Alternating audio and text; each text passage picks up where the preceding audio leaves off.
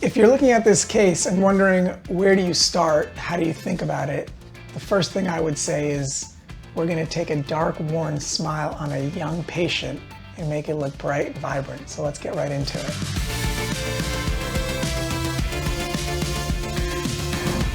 So what's going on in this smile? First and foremost, I want you to understand that she didn't do anything to her teeth differently than you or I.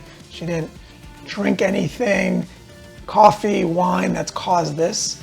She's had deterioration to her teeth from A, grinding, B, the discoloration of her teeth happened to just be darker, and C, she's had some composites fillings to fill into the areas that were recessed that are darker. So those are immediately the things that I see. The other things that we notice is the smile slopes. From one side to the other, we have a minor cant. Is that the most important part of this process? No, but if we're factoring in every component of the smile, you have to think about every component and not just that one. And that's really what happens with doing multiple cases, or that's really what happens when you do a lot of cases, is you start combining and incorporating experiences into that. So as I'm thinking that and I say, hey, can you smile as big as you can?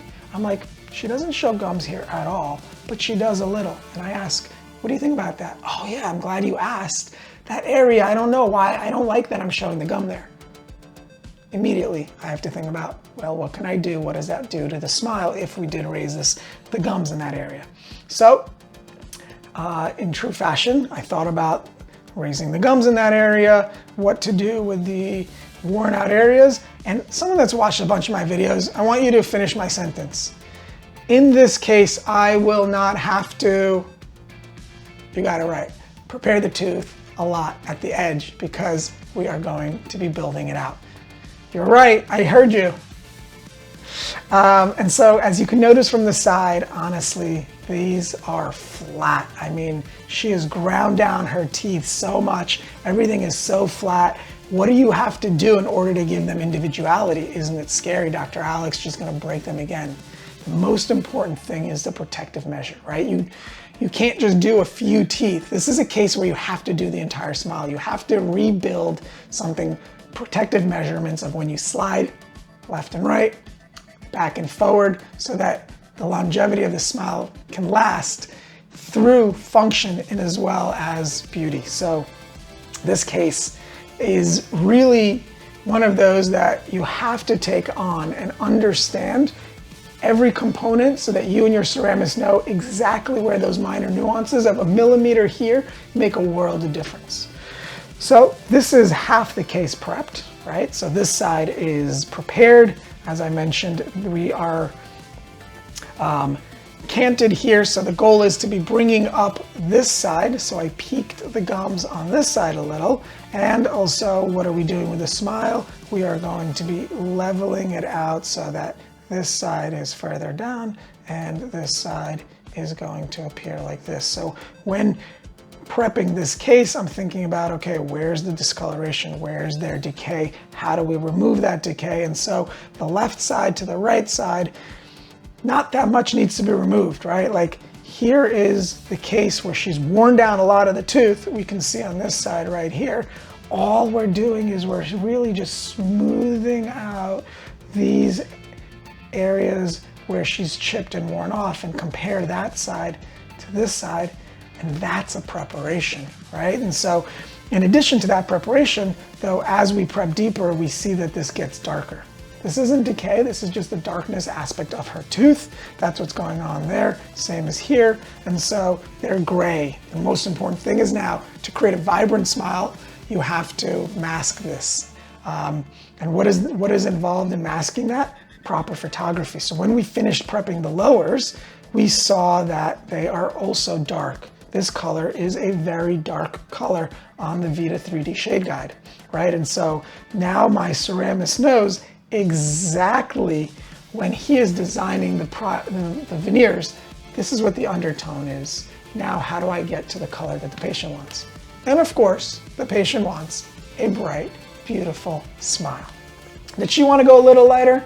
I think they always want to go a little lighter, but that's where kind of we have to help guide and understand what does really light mean I mean, this is beautiful bright white color, right?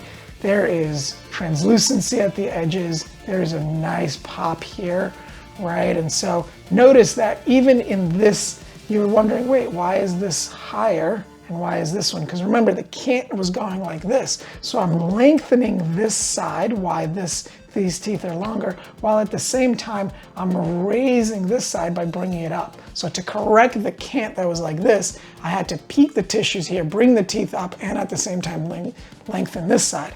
So when she smiles, right, that's where it was. And those bottom teeth, remember how they were flat across? Well, guess what? We are not giving her veneers that are gonna be flat across. We are creating beautiful individual veneers that look like real teeth. The imperfections of this case is truly what I like to pride myself on, but I can't fully take that responsibility because it's my ceramist and I have to do it together. We have to agree upon exactly how we're designing the smile, and the patient also has that communication with me. So those are the top, those are the bottom preps. This, I love this case. I love this photo. Why? Because it shows exactly that when I decide with the patient that we're gonna have this length, can you understand how impressive it is that my ceramist was able to match the length of the porcelain veneer to the exact same length as my hand-designed temporaries that I created in the mouth. And so this is half of the veneers tried in. These are half of the temporaries. And there is no guessing games. There is no like, wait, doc, I thought I was getting something different. This is having your patient fully in control, but also you as the clinician completely having every step of the way understood where you're going so that there's no guessing games, so that you and your patient can be happy. This is the final outcome. This is the final result. Remember how this side, the gums were showing a lot. Remember how this side was higher. So now as we look at the lip, that's where the smile is. Look at these teeth, look at the vibrancy, look at what we had.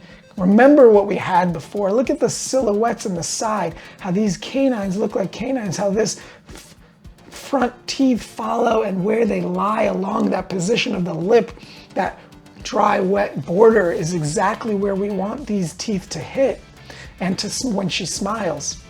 This is where we started. I'm just reminding you where we started.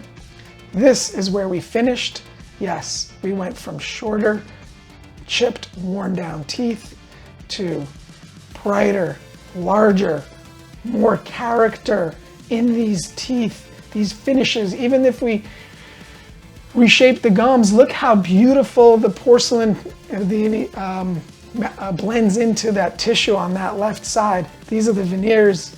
Again, reminding you this is where we started, and here is her final outcome, where I am so excited to continue to follow along her path of her new smile. To just, when I see her in the office, she smiles and it's as if she was born with this smile.